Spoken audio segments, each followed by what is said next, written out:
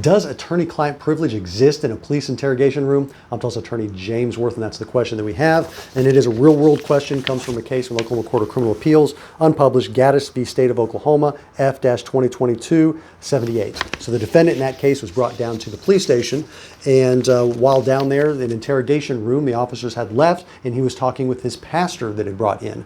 While he was talking to his pastor, he made a phone call looking for an attorney, talked to the attorney over the phone while he's in the police station interrogation room and while the pastor is there.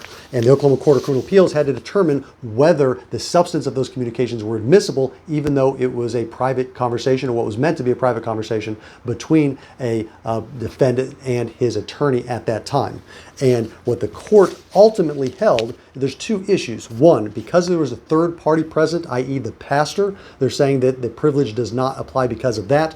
Also, though, they indicated in other parts of the decision that there was no expectation of privacy simply because it was in a police station. And everybody should know that when you're in a police station interrogation room, that it's not private. They've got, video and audio recording devices set up for that.